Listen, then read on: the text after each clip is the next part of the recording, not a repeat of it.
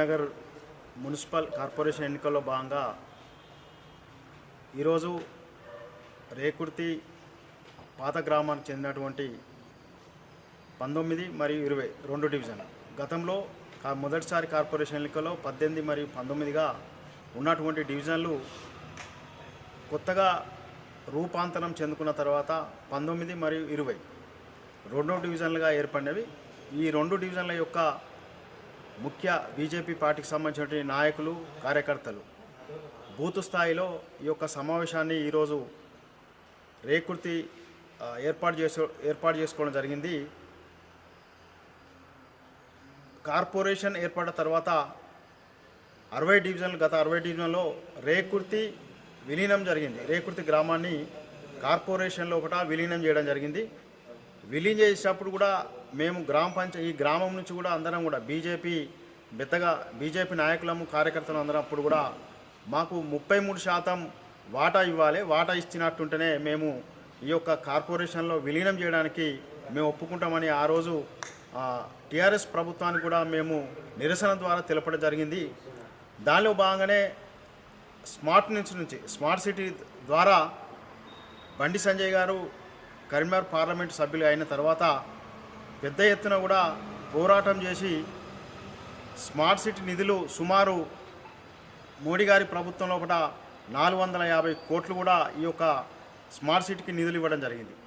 ఆ smart city నిధుల నుండే ఈరోజు 19 కానీ ఇప్పుడు నూతనంగా ఏర్పడ్డ 20 డివిజన్లో కూడా డ్రైనేజీలు కానీ సీసీ రోడ్లు కానీ ఈరోజు శాతవాహన యూనివర్సిటీ నుంచి మనం అక్కడ ఉన్నటువంటి అక్కడ రూపాంతరం చెందినటువంటి ఐలాండ్ కానీ అదేవిధంగా సీసీ రోడ్ కానీ అక్కడ ఉన్నటువంటి సీసీ రోడ్ కానీ అదేవిధంగా ఇంటర్నల్స్ రోడ్స్ కూడా మొత్తం టోటల్ మన కరీంనగర్ 60 డివిజన్ల కూడా ఇంటర్నల్స్ రోడ్ సీసీ రోడ్లు కూడా ఈ స్మార్ట్ సిటీ నిధులతోనే బీజేపీ పార్టీ కేంద్ర ప్రభుత్వం సహకారంతో సంజయ్ అన్న నేతృత్వం జరిగిందని ఈ సందర్భంగా తెలియజేస్తూ ఈ యొక్క మళ్ళీ కూడా ఈరోజు ఈ యొక్క కరీంనగర్ కార్పొరేషన్లో మనము బీజేపీ జెండాను కాషాయ జెండా ఎగరవేసినట్టుంటే బండి సంజయ్ అన్న గారు మొన్ననే గత మీటింగ్లో చెప్పడం జరిగింది. ఖచ్చితంగా కూడా నేను ఈ యొక్క కార్పొరేషన్ ఇంకా ఎక్కువ నిధులు తీసుకొచ్చి ప్రతి డివిజన్ కూడా నేను అభివృద్ధి లోపల ముందుంటా. ప్రతి ఎవరైతే మన కార్పొరేటర్ ఉంటారో వాళ్ళందరూ కూడా నిధులు తీసుకొచ్చి స్మార్ట్ సిటీ నుంచి డ్రైనేజ్ కానీ సీసీ రోడ్లు కానీ అక్కడ ఉన్నటువంటి సమస్యలు ఏవైతుంటాయో కాలనీలో కావచ్చు ఆ డివిజన్లో ఉన్న సమస్యలు అన్నిటి కూడా పరిష్కారం చేస్తా. దానికి అనుగుణంగానే కూడా ప్రజలందరూ కూడా ఇక్కడ ఉన్నటువంటి 66 డివిజన్ లోపల కాలనీ వాసులు కానీ ప్రజలందరూ కూడా ఓటర్లందరూ కూడా ఆలోచించి ఈ యొక్క బీజేపీ పార్టీకి ఓటేయాలని చెప్పడం జరిగింది. దానిలో భాగంగానే మేము ఈరోజు ఈ రెండు డివిజన్ల నుంచి కూడా 19 మరియు 20 డివిజన్లు అందరినీ కూడా ప్రజలందరికీ ఓటర్లందరినీ కూడా వేడుకుంటున్నాం.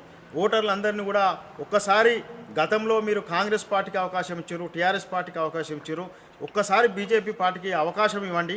బీజేపీ పార్టీ అభివృద్ధిలో ఎంత ముందుంటుందో ఈరోజు నరేంద్ర మోడీ గారు ఎంత ముందున్నారో ఈ దేశాన్ని కూడా ప్రపంచంలో ఒక నెంబర్ 1 స్థానంలో తీసుకుపోవడంలో కూడా నరేంద్ర మోడీ ప్రధానమంత్రి కృషి చేస్తున్నారు.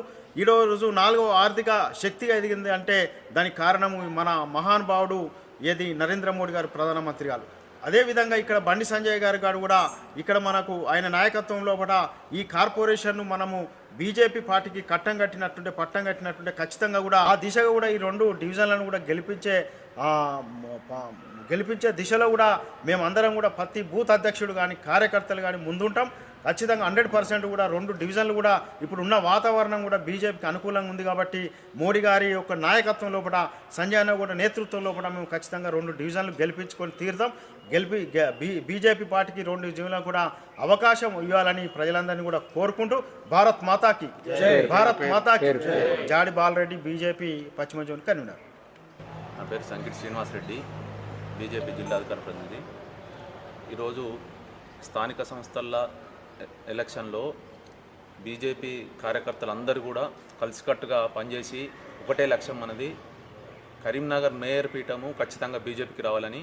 గతంలో మీరు అందరినీ కూడా చూసిర్రు, రేకుర్తి ప్రజలు అందరినీ కూడా చూసిర్రు, అన్ని పార్టీలను చూసిర్రు. బీజేపీ వస్తే మీకు ఎలాంటి అవినీతి ఉండదు, బెదిరింపులు ఉండవు. బీజేపీ కార్యకర్తలు ఎవరు కూడా ఒక మంచి సిస్టమేటిక్ తోటి పనిచేస్తారు.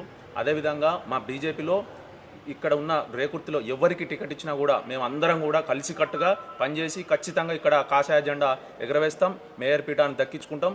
అదేవిధంగా అభివృద్ధిలో కూడా మొత్తం కేంద్రం నిధులే వస్తున్నాయి. కరీంనగర్కి వచ్చే నిధులు మొత్తం కేంద్ర నిధులే.